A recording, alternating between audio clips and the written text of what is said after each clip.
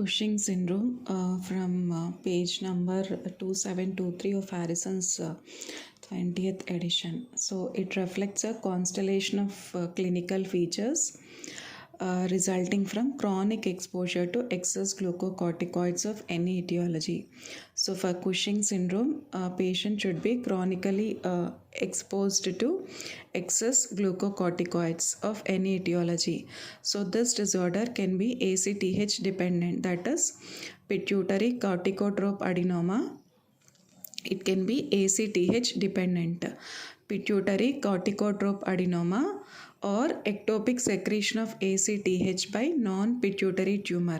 It could be ACTH dependent or ACTH independent. If it is ACTH dependent, that is from pituitary corticotrope adenoma and ectopic secretion of ACTH by non-pituitary tumor, or it could be ACTH independent. So ACTH independent means adrenocortical adenoma, adrenocortical carcinoma, and nodular adrenal hyperplasia. If it is ACTH independent, it is adrenocortical adenoma, adrenocortical carcinoma, nodular adrenal hyperplasia, as well as iatrogenic administration of exogenous glucocorticoids to treat various inflammatory conditions, as well as it could be iatrogenic, that is administration of exogenous glucocorticoids to treat various inflammatory conditions. The term Cushing's disease refers specifically to Cushing syndrome caused by a pituitary corticotrope adenoma. So, if a pituitary corticotrope Cushing's disease means if the Cushing syndrome, if it is due to pituitary corticotrope adenoma, so then it is called as Cushing's disease. The term Cushing's disease refers specifically to Cushing syndrome caused by a pituitary corticotrope adenoma. Epidemiology. Cushing syndrome is generally considered a rare disease. Incidence is 1 to 2 per 1 lakh population. Mild cortisol excess may be more prevalent among patients with features of Cushing's, such as centripetal obesity, type 2 diabetes, and osteoporotic vertebral fractures, recognizing that these are relatively non-specific and common in the population. So like whether mild cortisol excess. So mild cortisol excess, what does it cause? Centripetal obesity, type 2 diabetes, and osteoporotic vertebral fractures. So recognizing that these are relatively non-specific and common in the population. And Cushing's syndrome, it is caused by ACTH producing corticotrope adenoma of the pituitary, and this was described by Harvey Cushing in 1912. So Cushing syndrome, it is caused by ACTH producing corticotrope adenoma. It was initially described by Harvey Cushing in 1912. This Cushing's disease affects women with exception of prepubertal cases where it is more common in boys. This more frequently affects women, but in prepubertal cases it is more common in boys. By contrast, ectopic ACTH syndrome, it is identified in men. Ectopic ACTH syndrome, it is identified in men. Prepubertal cases, it is more common in boys, and Cushing's disease affects women. Only 10% of patients with Cushing syndrome have a primary adrenal cause of their disease. 10% only will have this primary adrenal cause of Cushing's disease, that is autosomal cortisol excess independent of ACTH, and these patients are women.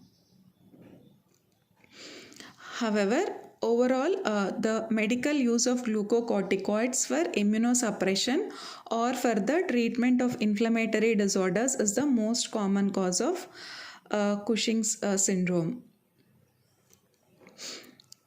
So, mainly it is Cushing syndrome is due to ACTH producing corticotrope adenoma. Only 10% of the patients with Cushing syndrome have a primary adrenal cause of their disease. And medical use of glucocorticoids for immunosuppression or for treatment of inflammatory disorders is the most common cause of Cushing's syndrome. So, what are the clinical manifestations in diagnosis of Cushing syndrome?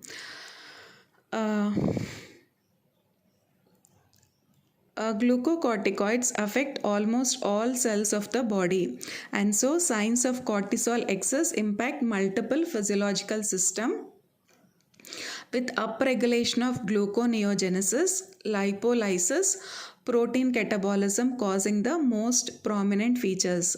See, glucocorticoids, that is sign of cortisol excess, impact multiple physiological systems. So there is upregulation of gluconeogenesis. There will be lipolysis, upregulation of gluconeogenesis. There will be lipolysis and protein catabolism. So these are the most prominent features. So the most prominent features in Cushing syndrome are upregulation of gluconeogenesis, lipolysis, protein catabolism are the most prominent features.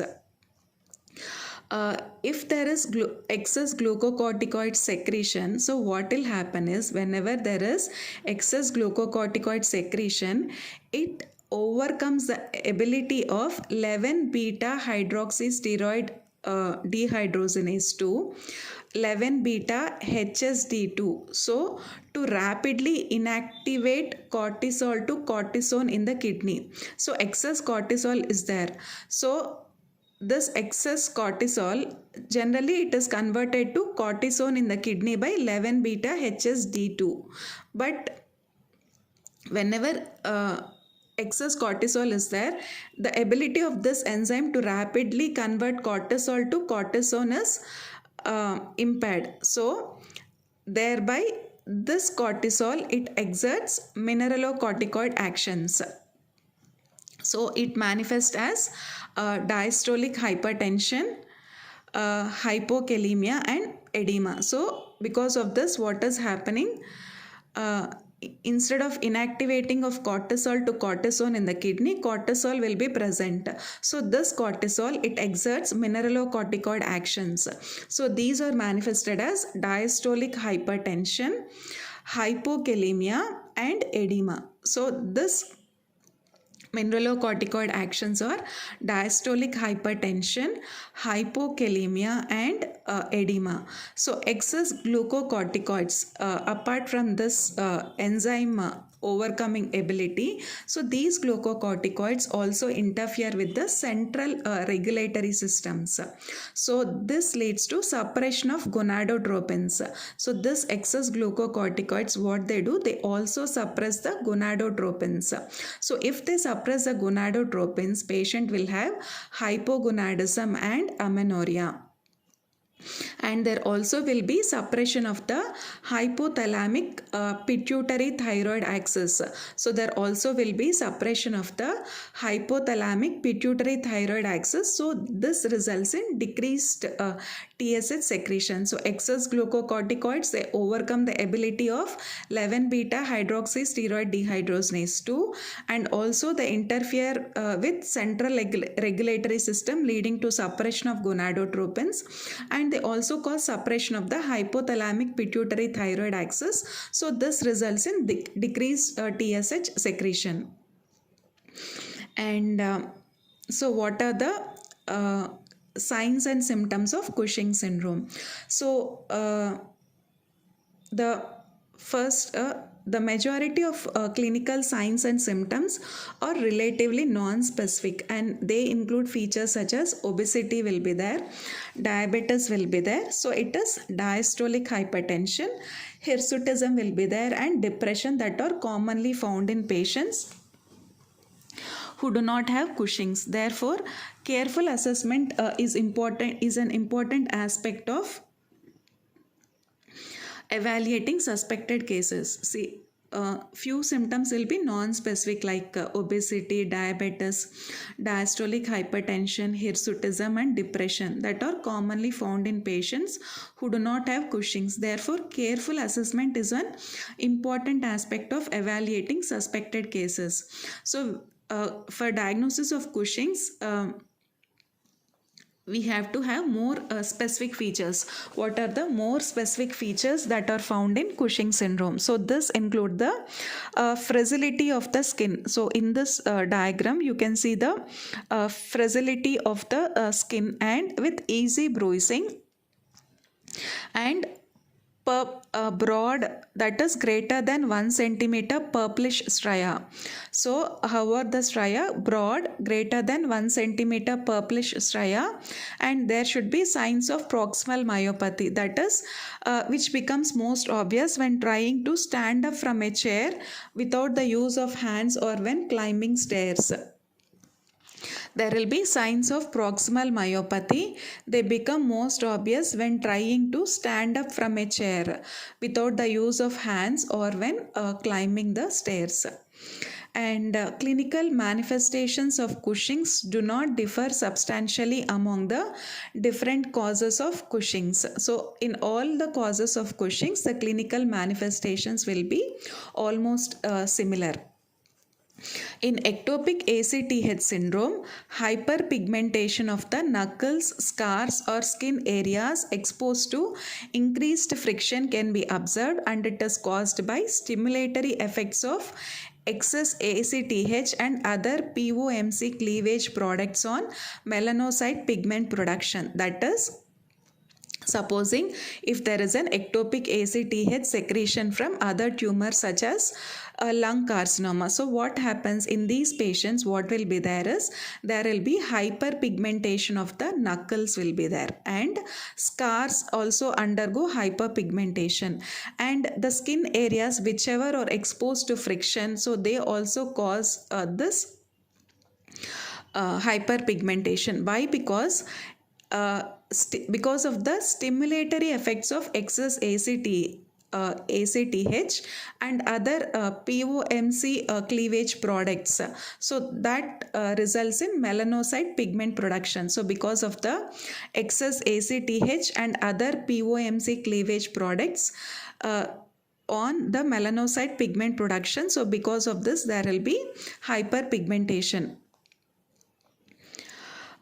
Furthermore, patients with ectopic ACTH syndrome and some with adrenocortical carcinoma as a cause of Cushing's, they may have a more brisk onset and rapid progression of clinical signs and symptoms. That is, few patients of this ectopic ACTH syndrome and few patients who have this adrenocortical carcinoma as a cause of Cushing's, they will have a more brisk onset and rapid progression of clinical signs and symptoms.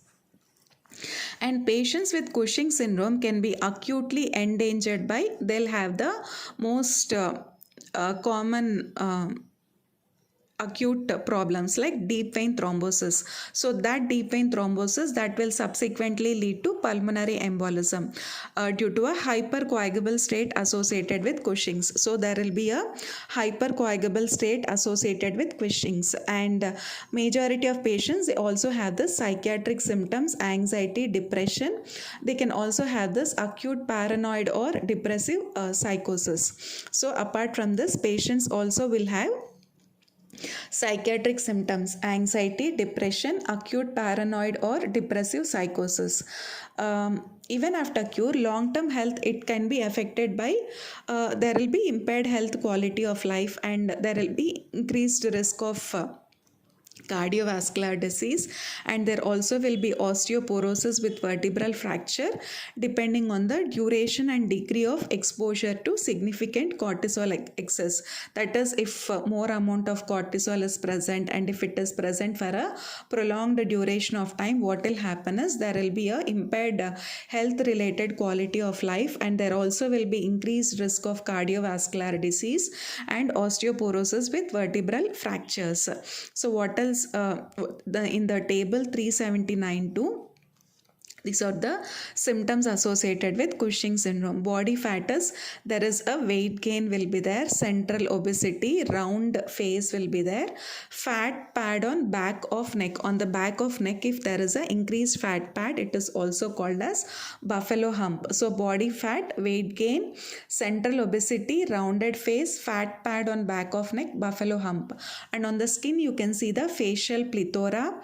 There will be a thin and brittle skin, easy bruising, broad and purple stretch marks, acne and hirsutism. On the skin, what are the features? Facial plethora will be there. There will be a thin and brittle skin, easy bruising will be there, broad and purple stretch marks as well as acne and hirsutism can be seen. In the bone, you can see the osteopenia, osteoporosis and decreased linear growth in children. So in the bone, osteopenia, osteoporosis and decreased linear growth in children. On the muscle, there will be weakness, that is proximal myopathy. So there will be a prominent atrophy of the gluteal and upper leg muscles. Proximal myopathy means there will be atrophy of the gluteal and upper leg muscles with difficulty climbing stairs or difficulty getting up from a stair. So if there is a proximal weakness, there will be difficulty getting up from a chair and there will be difficulty climbing the stairs.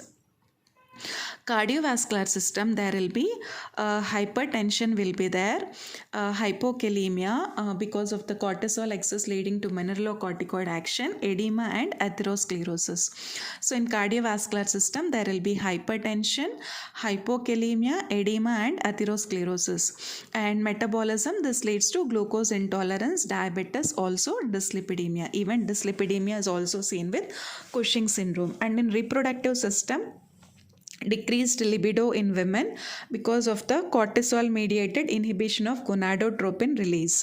So that will lead to amenorrhea. And in CNS, irritability, emotional ability, depression, cognitive deficits, and in severe cases even paranoid psychosis also can be seen.